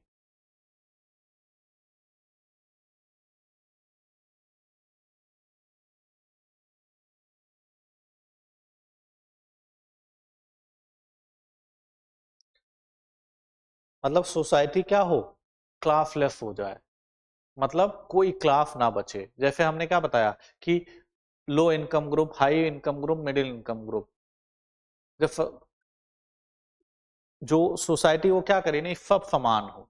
तुम ज्यादा संसाधन रख ही नहीं सकते हो, तो तुम कैसे कहोगे कि मैं हाई इनकम ग्रुप में हूं, सब समान है। ठीक है, लेकिन क्या ऐसा संभव है, तो हम कहेंगे नहीं संभव है। तो इसीलिए इसको क्या कहा, यूटोपिया कहा जाता है। यूटोपिया का मतलब जैसे राम राज, आदर्श कोई चीज एक्सट्रीम पे, तो कोई चीज आदर्श तो एकदम हो ही नहीं सकती। हाँ, तो यहाँ क्या है, वर्ग विहीन समाज क्या हो, वर्ग विहीन हो जाए, और राज्य का अस्तित्व ही ना हो, राज्य विहीन हो जाए, राज्य भी परसिस्ट ना करे। हम लोग हैं, हम ही राज्य हैं। ठीक है, दूसरा और क्या, तीसरी बात करा, मुद्रा विहीन। अब बात आती कि मुद्रा विहीन व्यवस्था कैसे चलेगी। मुद्रा मुद्रा मुद्रा की वैल्यू घट जाती है, बढ़ जाती है। डिमांड और सप्लाई सारी चीजों को निर्धारित करता है। कभी मंदी आती है, कभी विश्व में अलग अलग समस्याएं उत्पन्न हो जाती हैं इस कारण पे। कभी पेट्रोल का रेट बढ़ेगा, कभी कुछ होगा, कभी कुछ होगा। ये क्यों है, क्योंकि कुछ चीजें क्या कर रही हैं, व्यवस्था को चला रही हैं। सोचो, इन्होंने तुम्हें लौकी दिया, तुमने इन्हें कोई और फल, कोई तुम्हारे खेत में था, इनको दे दिया। ये क्या है, बार्टर सिस्टम है, वस्तु विनिमय। इसको क्या कहेंगे, बार्टर सिस्टम या वस्तु विनिमय। इससे महंगाई पर कोई फर्क पड़ेगा,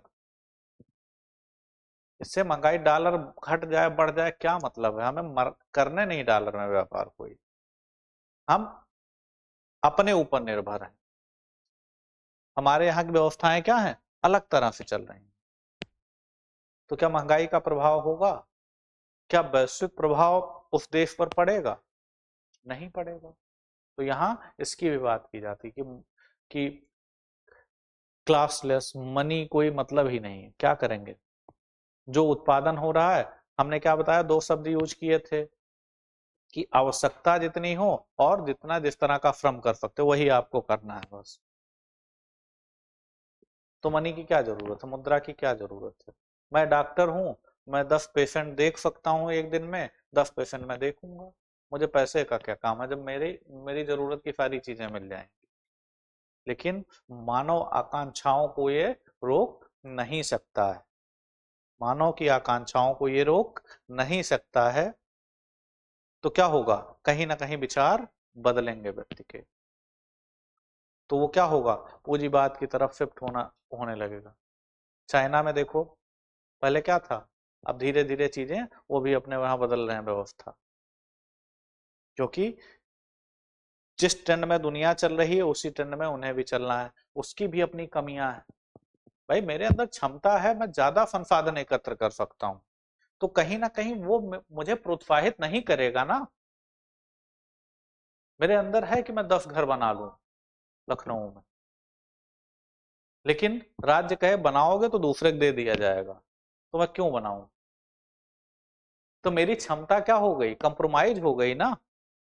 मेरे अंदर इनोवेशन करने की क्षमता थी, वो क्षमता क्या होगी, कंप्रोमाइज हो जाएगी।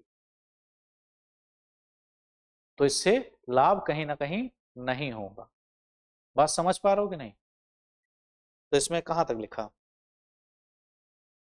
यह अंतिम लक्ष्य है जहां वर्ग विहीन, राज्य विहीन और मुद्रा विहीन समाज की स्थापना होती है। प्रत्येक व्यक्ति अपनी क्षमता के अनुसार काम करेगा और आवश्यकता के अनुसार उपभोग करेगा। मनीलेस सोसाइटी इज established, लिख लिया, each person work according to ability and consumes according to need,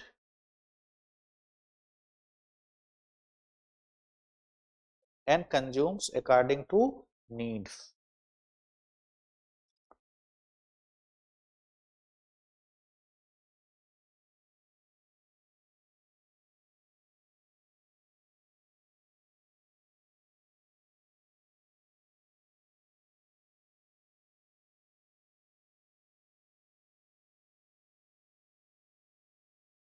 ठीक है,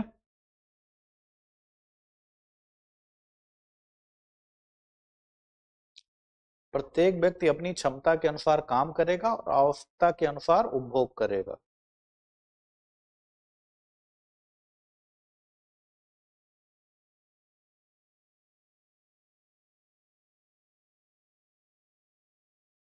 जैसे देखो समाजवाद में क्या है, एक फैक्ट्री है, तो एक फैक्ट्री है, हो सकता है समाज के लोग ही उसको, हम लोग इतने लोग मिल गए, एक हमने फैक्ट्री बना ली, ठीक है, वहां हम उत्पादन कर रहे हैं, मतलब सहकारिता के अंदर, कोऑपरेटिव्स के अंतर्गत हमने कुछ पैसा लगाया, सबने मिलकर पैसा लगाया, एक फैक्ट्री बनाई और उसमें क्या हो रहा है, उत्पादन हो रहा है, और हमने बहुत सारे लेबर्स को हायर कर लिए वहां। बात समझो, हम सब लोगों ने एक फैक्ट्री बनाई, वहां उत्पादन हो रहा है और हमने बहुत सारे लेबर्स को उसमें काम करने के लिए हायर किया है, तो हम सबने मिलकर बनाई है ना, तो हम समाज के लोग हैं, हमने मिलकर बनाई है। लेकिन जो फैक्ट्री में लेबर काम कर रहे होंगे हम उनको मजदूरी देंगे ना, तो ये सामान्य बात है कि समाजवाद है, ये क्या है, समाजवाद है। लेकिन समाज ही, सब लोग मिलकर फैक्ट्री बनाए, वही लोग काम करें और जितनी जरूरत हो उतना ही उत्पादन करें, ये क्या है, साम्यवाद। क्लियर हो रहा है? तो ये दो बातें। अगला देखो, इसमें इसमें लिखो अगला, राज्य की भूमिका, एक हेडिंग थोड़ी सी डालो, role of state, role of state. समाजवाद में लिखो रोल ऑफ स्टेट, फिर समाजवाद में लिखो, समाजवाद में राज्य का अस्तित्व रहता है और वह समाज को नई व्यवस्था की ओर ले जाने का कार्य करता है।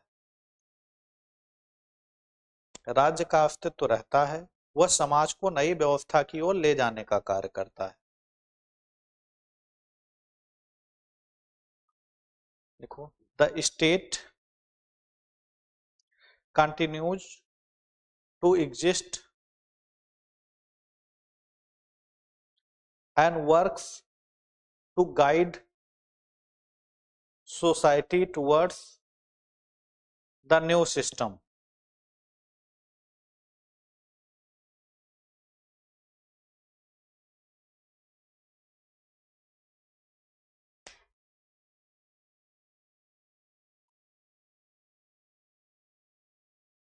exist and works to guide society towards the new system.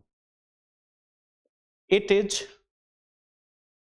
sometimes called the workers' state. Called the workers' state.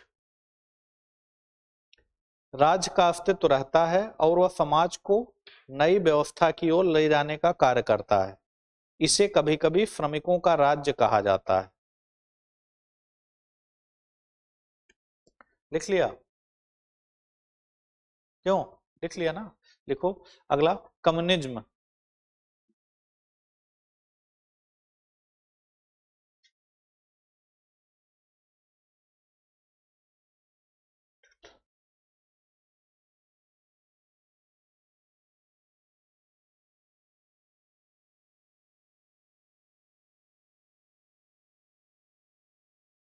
यहां क्या होगा? क्या स्टेट होगा? साम्यवाद में लिखो, साम्यवाद। पूर्ण साम्यवाद में राज्य का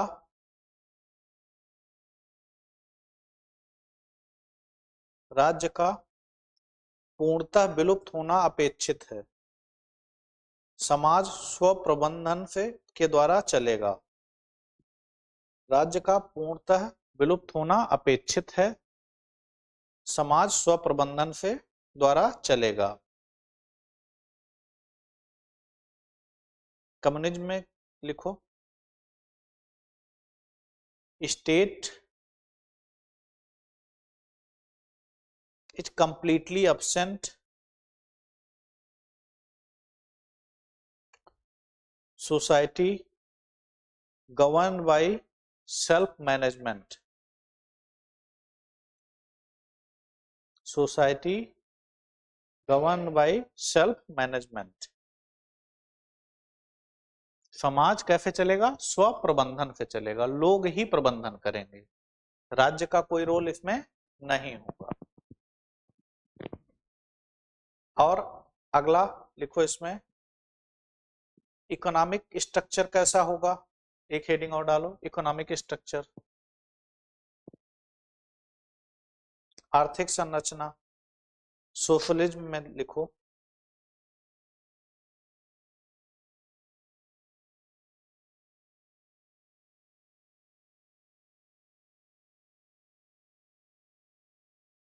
यहां देखो प्लान्ड इकोनॉमी होगी। जैसे जब हम सोशलिज्म की बात करेंगे तो यहाँ इकोनॉमी कैसी होगी? प्लान्ड इकोनॉमी होगी। इकोनॉमी कैसे रन करेगी? प्लानिंग से करेगी। यहाँ मनी है, यहाँ एक मैनेजमेंट है। लेकिन जब हम साम्यवाद की बात करेंगे, कम्युनिज्म की बात करेंगे, तो वहां क्या होगा?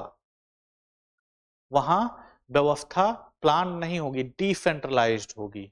जैसे एक गांव है, उसका प्रबंधन के वहां के लोग कर रहे हैं, छोटी छोटी यूनिट्स में प्रबंधन होगा। बात समझ पा रहे हो? एक जगह पर क्या है? Planned economy. प्लान्ड इकोनॉमी कैसी होती है? केंद्रीकृत होती है, सेंट्रलाइज्ड होती है। जैसे इंडिया प्लान्ड इकोनॉमी है ना, तो प्लान्ड इकोनॉमी है कैसा? कैसी प्लानिंग है? तो सेंट्रलाइज्ड प्लानिंग है। हम धीरे धीरे उसको क्या कर रहे हैं? डिसेंट्रलाइजेशन व्यवस्था का कर रहे हैं। लेकिन वहां क्या है? डिसेंट्रलाइजेशन ही कोर में है। वहां क्या है? डिसेंट्रलाइजेशन ही उस व्यवस्था के कोर में है। क्लियर हो रहा कुछ?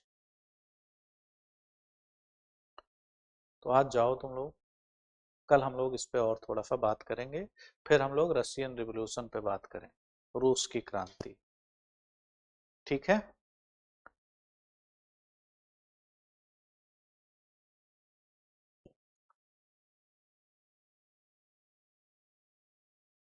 अब तुम लोगों को कल दो चीजें पढ़ के आनी। एक क्या पढ़, डिसेंट्रलाइज्ड मॉडल और सेंट्रलाइज्ड मॉडल। दो में अंतर मुझे तुम लोग बताओगे, ठीक है? क्या सेंट्रलाइज्ड मॉडल होता है, मतलब केंद्रीकृत मॉडल क्या होता है, और विकेंद्रीकृत मॉडल क्या होता है विकास का। डिसेंट्रलाइज्ड मॉडल और सेंट्रलाइज्ड मॉडल क्या होता है। ठीक है, पढ़ के आओगे ना?